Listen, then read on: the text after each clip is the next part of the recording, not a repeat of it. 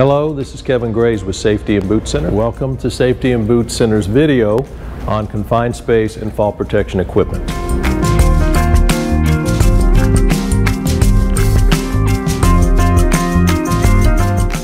All right, you're in? All right, okay, so we're here with Bruce. We're going to go over equipment. All right, so we're going to go over what we've got here. Bruce, what's going to happen is you're going to have a 9-foot tripod system. These legs are going to retract and are extendable. Now, if you're in a manhole, you may not want to, if you're in a hurry and you say, well, I don't want to extend the legs, you could leave the legs collapsed, and now you have a 7-foot tripod. Oh, that'd be good. So you go 7 foot, but if you're going over a vault or a large space. Oh yeah, where you can open the legs up more? Yes. Yeah. So now you got something, that's a problem with the small tripods. They're not very user-friendly for bigger spaces. And you can't use it, you need that bigger footprint. The other thing that's neat about this, you see your pulley up at the top? Yeah. That's integrated. You don't even have to worry about the pulley. That's always good. Okay? The only other piece of equipment on the tripod that you're going to need is a winch. And this is sort of, you know, the typical thing people think of is a boat winch, right? Just a winch that goes up and down. That's not what you got. You got that on steroids. Your winch is right here, okay? Yeah. I want to show you this. So what you've got the winch, right? Yep. To go up or down, but really the only time you're going to need that is in case of an emergency. So you're going to use a ladder, you're going to stay hooked on, I'm going to get you a harness, and we're going to go over that here in a little bit too as a basic fall protection. But this is kind of unique because what happens with this device, it's got a little plunger pull here. Yeah. And I pull this handle out, and look at this. I have self-retracting lanyard built into this. So basically what's going to happen is when you're going up and down the ladder, you'll have the harness on. This will be attached to your back, and we're going to do that. Oh, that'll go up and down by itself. And it moves with you. Yeah, you don't even have to think about it.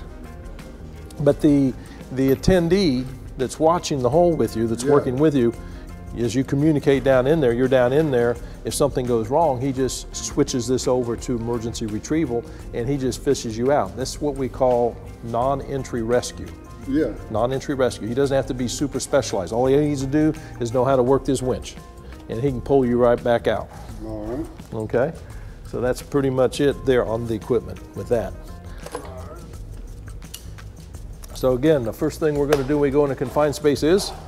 Check for gas. Thank you. You're going to check it. And make sure you have that permit. Now, I believe Arturo is going to provide you with a confined space permit. And all that is a checklist. Yeah. You know, did I check for the air? Did I sample the air before I went in the space? It reminds you. That's all it is. It's not complicated. You just kind of go through it step by step. And the other thing, once you check for the air, you always sample the air first. The second thing we're going to do is ventilate. So we're going to start cleaning the space. So if there's any gas, even if the monitor doesn't show anything on the monitor, I still want it. I want it ventilating. Ventilated, yeah. Fresh air in there in case you need to get out. You will need any incident at all. You need to get out, but at least you'll have a better chance of breathing good air. Okay. Yeah. This is your ventilator. This. Yeah. What's cool about this ventilator, and I'm going to show you, is it's all contained here. It's got the motor. Oh, nice. All right. It's got the canister to keep the tube safe so you don't throw tools and damage it. It's got a lid to keep the bugs out. And you just carry the whole thing. You can even drop tools on this if you want. You can beat it up. All right. So, all right, you go ahead and take it over there. Airflow. Yep. This thing is cool because the air's going to go this way on the blower, but if you wanted to push air, you're going to do this setup. If you want to suck air, you could reverse this tube over here and pull air out of the space. Oh, okay. Isn't that neat? So you can go either way with this. A push me, pull me. All right. So you just put this part on that end? No. Oh, just like that. Just turn it around and then and latch it. Yeah. Okay. That's it. So you can go either way with the blower. This is always the in there. Yeah, I'll put it back on there.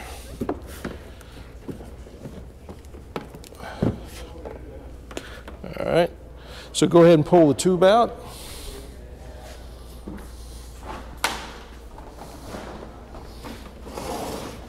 Now, a couple things. Ventilation. They get you a generator to run this. Make sure that thing's downwind. Oh, yeah. Otherwise, that carbon monoxide is going to get sucked up and go right in your hole with you. Oh, that's not good. Don't want that. That would be a bad day. Yes, it would. So go ahead and attach it. This is sort of a unique device. It's called a saddle vent. And the saddle vent was designed and created just for manholes. So you're going to drop this in the hole, and it gives you a lot of room to get in and out of the hole with this thing in here. Yeah. Otherwise, you'd be fighting this hose. This is 8 inches, and this is only about 3.5 inches, a profile. So because it's flat. Yeah. So you can get down in there with your ladder, all right, where otherwise you got to deal with this, and then you might damage the hose. Yeah. So just what you're going to do is simply just put this on it, make sure it goes over that bead, and then we'll cinch it up, just like that. And then cinch it down. Just pull it snug. That's it. And you're good. Now, I put a 6-inch hose on this end. Yeah. Because they told me your space is anywhere from 5 to 8 feet deep. This is 4 foot, and that's another 6, and it kind of is accordion, so it'll scrunch. If it hits the bottom, it'll scrunch. Okay. But you want to put the hose at the bottom of the space to push the air out. So you don't want it halfway up. Yeah, you want it all the way to the ground if you can help it. Or even if it's a foot or 2 off the ground, you know, because you probably won't be working low. Most of it's waist height. So this setup is good for probably about 10 to 12 feet. All right. All right. But what I did is I tried to make this simple. I attached this 90-degree elbow to this, so you don't have to take it off. Yeah. And I attached that, and same thing where I strapped it on, so you don't have to take it off. You can kind of try to keep everything together. So right now, your blower system's really 2 pieces, this and this. All right. Your tripod system is a total of 2 pieces. This, winch. the winch 3-way, and this. And as long as you have a ladder, you have what we call a secondary means of escape. So if you use a ladder with this, you're in great shape because you don't need it. But if you didn't have the ladder, you would have to have 2 of these. Oh. Because, here, if this failed, you got to have a backup redundancy. Oh, okay, yeah. If it failed, you got to have a backup and have a secondary means of escape. But as long as you have the ladder, you're in pretty good shape, okay? So this is cool. 2 pieces of equipment here, 2 pieces of equipment here. Now, is this the same as that? I'm glad you asked that. It's a good question. Remember I said this is kind of like the old boat winch? Yeah. So this thing is, it's less in cost than a 3-way because it doesn't have the built-in self-retracting lanyard. Oh, okay. But the problem with this, and I use this so I can show training, but most of the guys buy this. This is what they buy when they buy online. Yeah. They'll say, well, I'll get the cheapest thing possible. I'll get me a tripod and a winch and then I'm good. I don't have to, you know. They don't think outside the box and say, well, have I ever used this thing? Because here's the problem. I'm going to show you this real quick. Okay, so it'll spool out. It'll spool out. See, I can spool it out.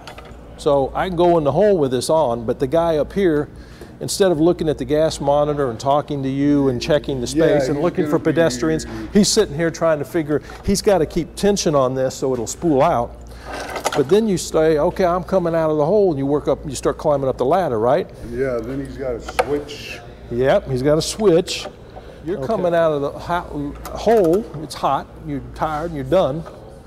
He's got to coil this. He's got to wrap this. That's not real fast, is it? No. So what's going to happen is you're coming out of the hole faster and he's reeling, you got a bunch of slack, and if you pass out or heat exhaust or you fall off the ladder, you don't have fall protection. No safety there. Yeah, so then you have to have one of these. This is remember the self-retracting lanyard? Yeah. So now you got more equipment. I got to have this, I got to have this, I got to have a carabiner, So I have all these other pieces, Yeah. right? Where I'm trying to make your life simple, where all you need is that and this. So, yeah, it gets complicated. Yeah. Plus, yeah, so that's the best system out there for confined space entry. So I have both emergency retrieval and self-retracting lanyard in one. It's good for you. I'm going to recap real quick. So we talked about the first thing we're going to do the checklist on the permit. And actually, secondly, would be test the space for gas, right? Third, get that ventilation up and get the air flowing. You want to let that flow depending on the size of the space. It's not, we don't want to make it complicated, but give it 5 minutes if it's a small space. Yeah. Let that air get in there. The other thing, go ahead and turn that on for me, if you would, Bruce. Oh, this? Yep, with a rubber boot on it. So,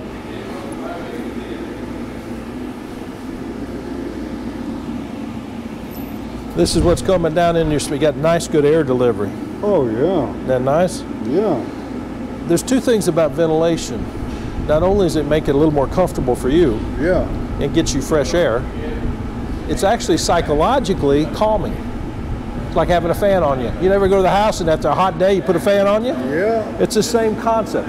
It's relaxing. So psychologically it's a great thing. It's gonna take maybe 5 minutes to set it up, but it's worth it. Yeah. Okay? So now you've got that air down there, you're gonna let that flow. You've got a lot of air. This moves about 700 cubic feet of air per minute. So if the space, let's say it's 1,000 cubic feet, well, it's done in a minute and a half.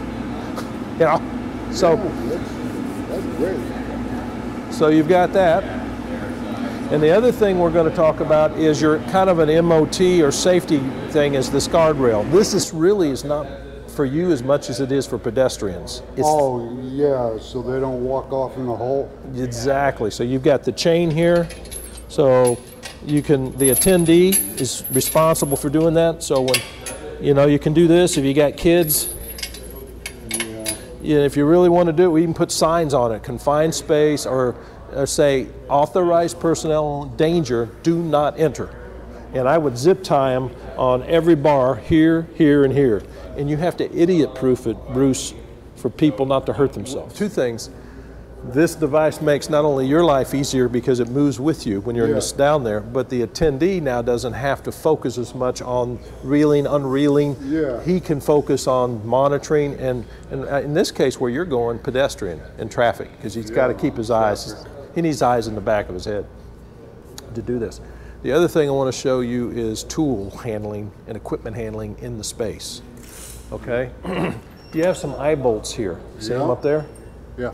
So that's what I did with this for that second winch. We added what we call a leg pulley.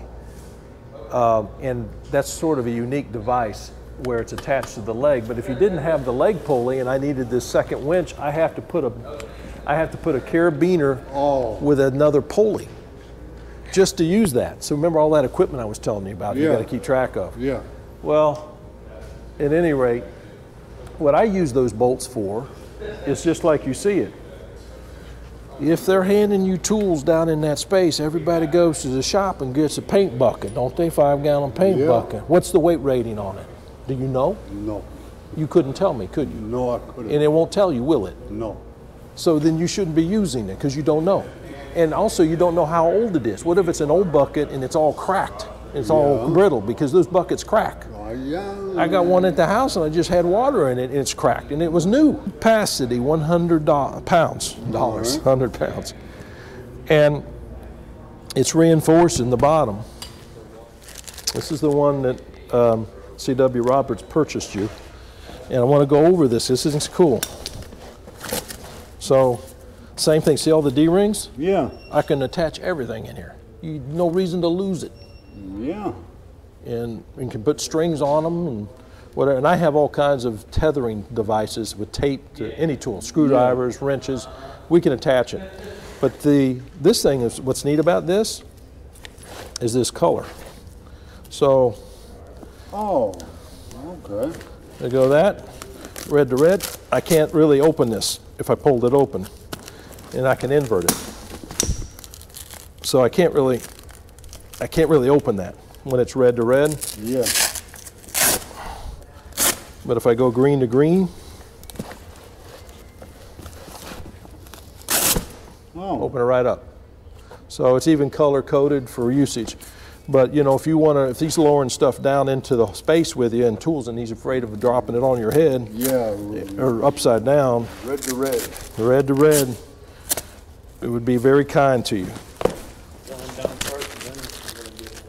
Yeah. So you just know to open it, so he could do this, and then you don't have to worry about it opening up on you. Yeah. Another thing in fall protection, all your attachments are double action. Twist, push. Oh, twist, okay. push. So this won't accidentally open up on you if it bumps into something like you're dropping it in there, hits something and open up. So just every little thing for extra safety. Yeah, all right. All your snap hooks on all your devices for fall protection is double action. Again, you have to hit this button to open this. Oh, okay. So if you just hit that, it won't release. All right. Also, this has fall indicators. So if there's a fall and there's a red collar on there, then you know it's had an impact. Okay? All right.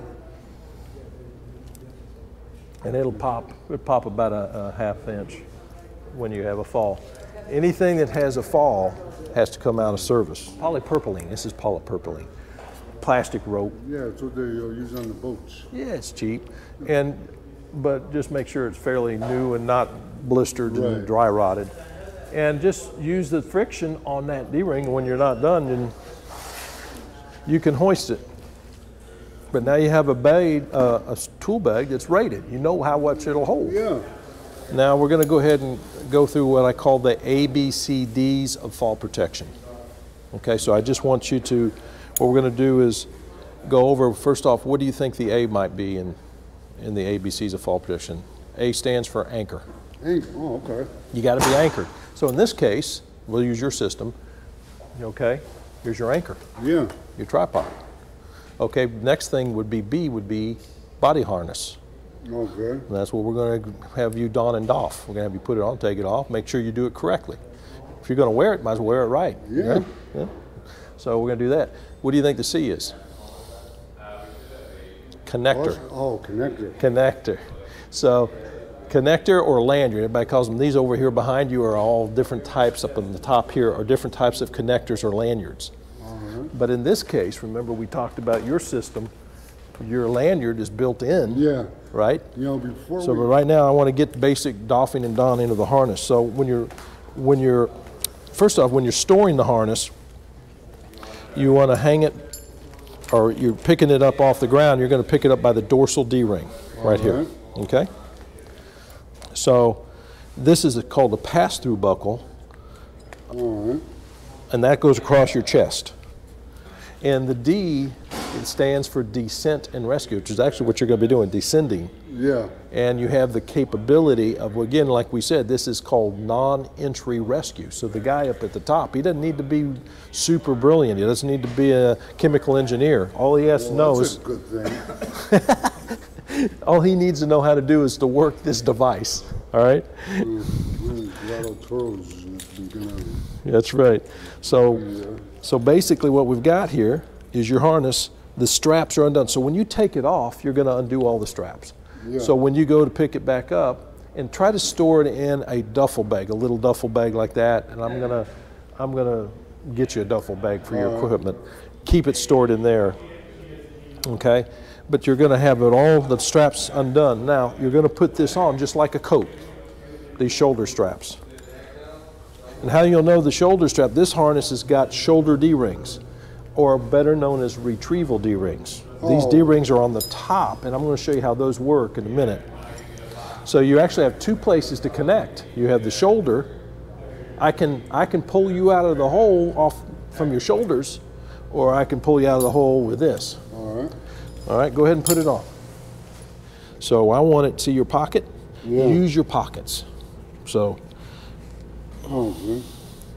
Yeah, use your pockets. There you go.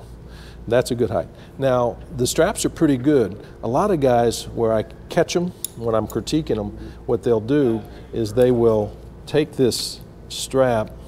A lot of times, I'm going to loosen this up just for the sake of training. The only reason I don't like pass-through buckles is they're a pain to adjust. You see that? Yeah. All right. But what happens is, if it's too loose, oh yeah, it'll come right off. Yeah. So if they take a headshot, they'll come right out of it. Yeah. So that won't work. So you've got to make sure these straps are vertical, which you did. You did that correct. So you got it. Let's put it back up here. Get that out of my way. There we go. So we're good. So I want a good, nice closure there. Now the other challenge is, do I have the leg straps tight enough? All right, now here's how you're going to judge it when you put it on. You're going to put this on just like you're putting your belt on when you're putting it around your pants. Yeah. But what you want to do is you want to be able to put your hand in the strap, behind the strap, and be very hard to make a fist. Right here. Put your hand right through there. You can slip your hand in. Oh, no, it must be too tight. Well, maybe it's too tight. You get your hand, but I can't make a fist. Yeah, just take it off one notch and check it. There you go. That's perfect. Now, we're going in the summer. If you have it too tight and you're starting to sweat, you'll chafe your crotch. It gets really bad. So, but if it's too loose and you fall, come out of it. Well, no, you won't come out of it, but it'll grab your personal package and rip it. Ooh, yeah, okay. So that's not good either. So you can't have it too loose, and you can't have it too tight. So you'll find that you'll find the best fit. Yeah, right there's good. Can't make a fist. Yeah, that's pretty good. Now, big thing to remember: never have anything in the pockets. Carry it up here or get cargo pockets like I have. Yeah, But nothing in here, because if you had a knife or keys and you fall, it'll sever your main artery and you're done. Oh. So you put it on correctly, you're good to go there. This has shoulder D-rings. And the reason I'm going to show you this is because this harness really gives you two good options for an entry for a manhole. Yeah. On a D-ring setup here, if I lower, if I have to raise you out of that space, and you're unconscious, you're like this. Oh, yeah. You're slumped, right? Yeah. Well, dragging you out of the space, you're going to probably bang, bang, bang. You're going to be hitting your head all the way up and losing your hair. Yeah. So another option is this is. Oh, so you just come up straight. Yeah, you're absolutely correct. So I'm going to hang you up straight. And be pulling you up that way, okay? Yeah, that'd be better. For a tight space, this is really good. Now, if it's a big open space, it doesn't really matter. But in a very tight and narrow manhole, this is a great option. The only thing is if you lose this lanyard, this strap, it ain't gonna work. You gotta have one that splits. So I'll ask Arturo if he wants to get that. What I would do is just leave it on the harness. Yeah. So that way when you've got it, you could take it off if you're not going to use it, but if you're going in the hole, you might want to just use this setup. It's just so much easier and more comfortable to lift you straight up than this. So keep that in mind. All right, so the other thing, now we're going to talk about inspecting the harness. How often do you inspect the harness? Well, you should inspect it every time you use it. Good. Prior to each use, before you get in, you don't know who, you don't know who touched it or what they did with it, so you've got to inspect it. So I'm going to show you real quick how to do that, how to inspect this harness and make sure. You check and make sure it's not dry, brittle, burns, there's no holes. Make sure your stitching is all good. The back of your harness, all harnesses have these tabs here. Do you know what that is for? No. That's the first place you're going to look when you're doing your inspection. Okay, yeah, because that's a fall indicator. If this is popped, then that somebody wore it and had an impact. Any equipment that was in a fall has got to come out. Yeah. If that happens, look, 3M, it's not about money, it's about safety. If one of the guys has a fall in this and it pops, you send it to me, I'll give you a new harness free. There's no charge. They just want to know the guy was safe and that the equipment did what it was supposed to do. Yeah. So you're going to look here first. You're going to check. Now these buckles will rust. I mean, these aren't the super Mac Daddy harnesses. They still use a cast steel coated buckle, and sweat will a lot of times corrode them.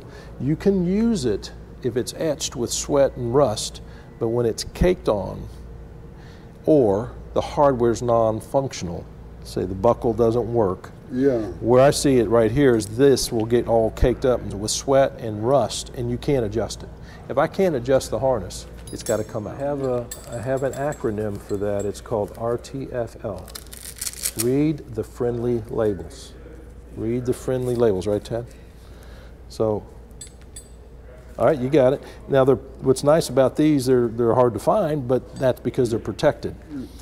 And I like that. So you are at the right, there you go. Oh, okay. Yeah, they're all protected with a sheath, which is a great concept. A lot of information on the first page. You've got model number, you've got the date it was made, the manufacturing, you have a lot number, which grouping was it, and you have the size. And then the B and the G letters, this is kind of more technical, this is the standards it meets, but there's your size. So this is a small, this wouldn't fit you. No.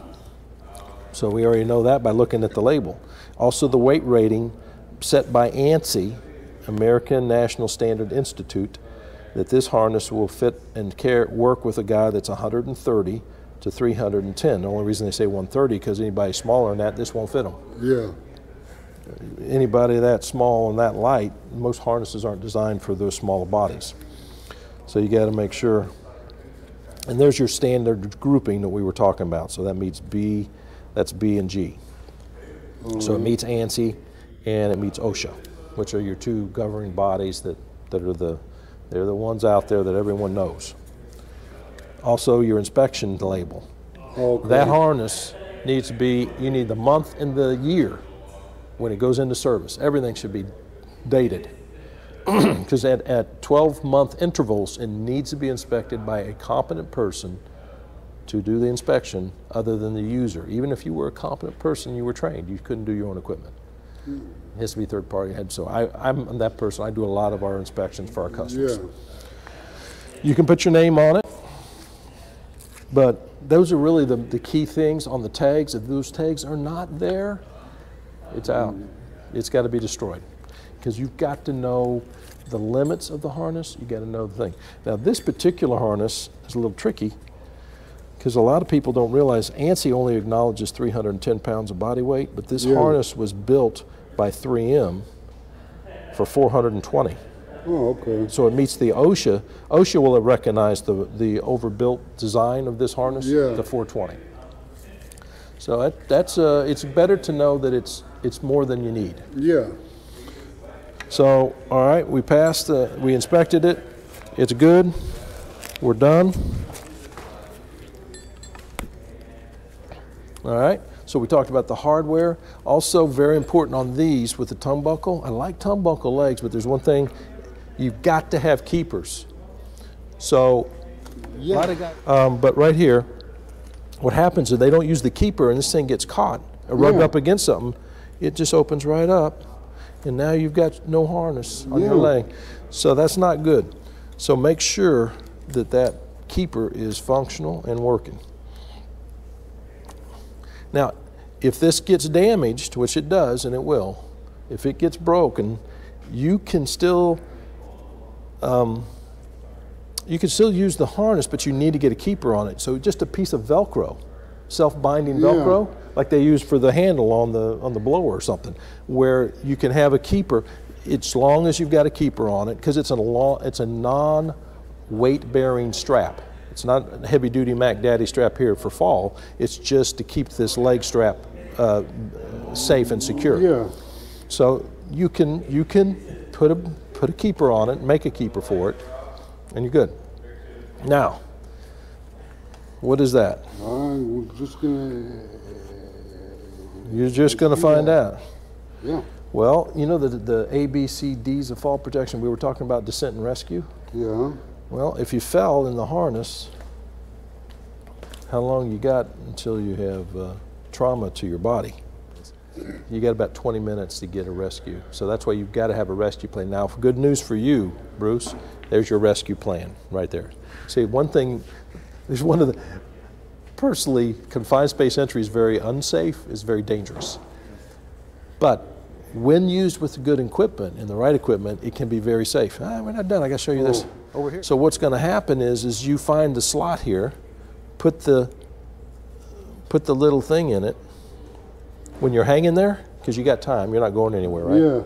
And now you can put your feet in there and take the weight off your harness, off your groin. Oh, okay. And now I can take the weight off, and now I can have more time for the rescue, Yeah. and I'm safe. Now, this really more applies when you're working at heights than Yeah. it does, but it's nice to have it Yeah, it in is. case you need it. So you've got an emergency backup plan there, so to speak. It's a nice insurance policy. All right, now we can put the straps back in. Now you know what they are. They just started to do that. 3M just started that, and they're not charging for it. It's just they include that in the cost. This. You pull that down and then pull this out? Mm-hmm. Oops. I'm glad you did that. Now I'm going to explain something. When you have a self-retracting lanyard, yeah. You should hold it. Yes. If that was pulled all the way out and you did that, you would have rat nested. Yeah. And if you rat nest this, it's got to go all the way back to the lab and taken apart, and it's $1,000. Okay. So we don't want to do that. No, we don't. So when whoever's working with you, you've got to, if they haven't been trained, they need to be trained. But that's one of the critical things. I was going to, when we go, you got ahead of me, but that's one of the critical things we need to make sure that we do with this. We want to make sure that we take care of this. So when you're not using it, you can, hook it onto the handle or something. All right. Hook it into this pin right here, this thing. Hook it here. So, you've got all these different places so that you go. There you go. All right. Now it's not going to snake on you. Yeah. So now you have it in self-retracting lanyard because there's tension on it. Yeah. That's how you know it's in that mode.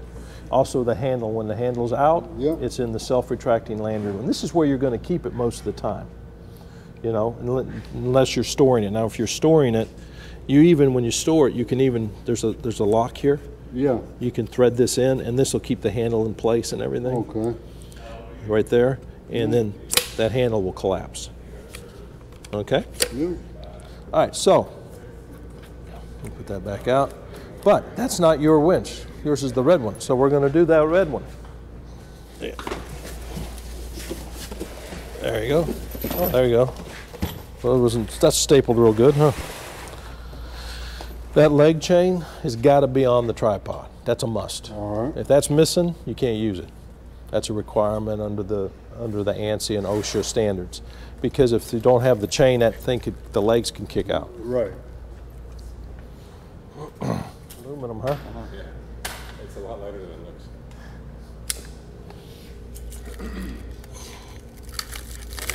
So watch.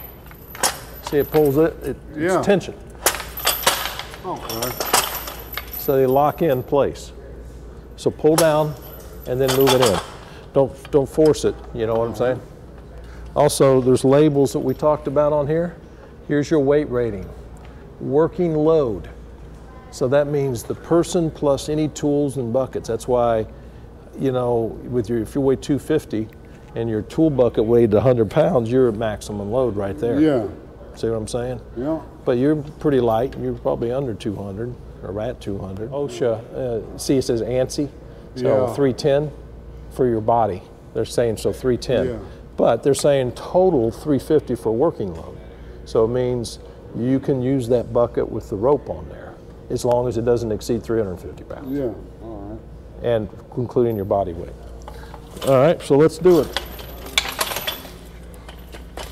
Okay, if you'll grab, the other thing is gloves. Gloves is going to be your friend because there's a lot of pinch points in here, here, here with this device. So does CW give you gloves? I got gloves. Okay, well, please use them. All right, prep your thing. you're going to need to pull that push pin out, push that button in, right here. There's a button on here to release it, and then pull it out. Okay. You only have to set it down to do it. You can come all the way out? All the way, all the way, all the way out. There you go. It only goes one way on that device. There you go. And get your push pin in there.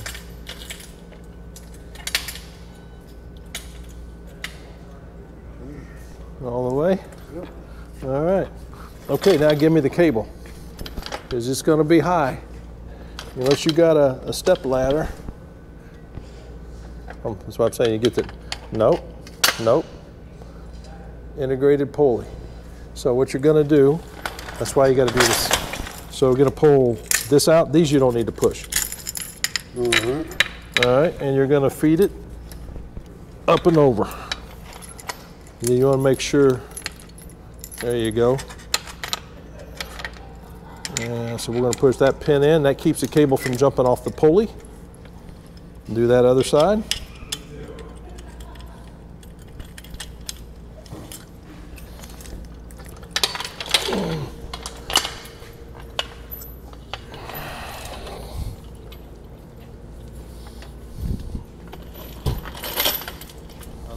Make sure I get that. Yeah. No gun. No gun. All right.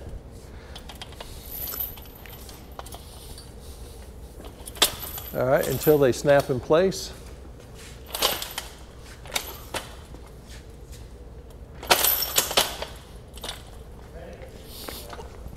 And then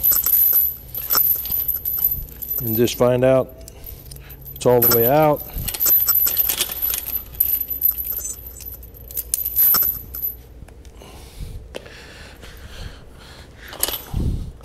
There you go. Like I said, you're going to be doing that man cage or that manhole cover grail. Yeah, So you're going to, yeah, you may want to take it up. So do it with 2 people when you raise it, just to make sure it doesn't fall over and hit them, fall on their head. Is this the... Okay, you ready? Now you're going to take it. Yep, that's your plunger. Okay. All right, right now, so what mode is it in right now? So I guess in fall protection. And part of the inspection, and when you inspect this, same thing with your harness, you got to inspect this. You're going to pull this all the way out, and you're going to pull on it, and then got to yank it, and it's going to lock up. All right. Make sure it locks up. You're going to pull it all the way out. This is a 50-foot cable. You got plenty of cable. But right now, if I let it go, it would rat nest, and we'd have a big problem. So, and again, I strongly recommend, now this is new, but as it ages, you may get some burrs in here. And if you don't have those gloves on, it's going to tear your hand up. So I'm checking it for damage and kinks. There is none in this. There better not be, because it's new. All right, so, but it's oh, you were asked, it's in self-retracting mode. Or where it goes up and down? Yep. Yeah. So it's in self-retracting mode. All right, so right now, put it in emergency mode.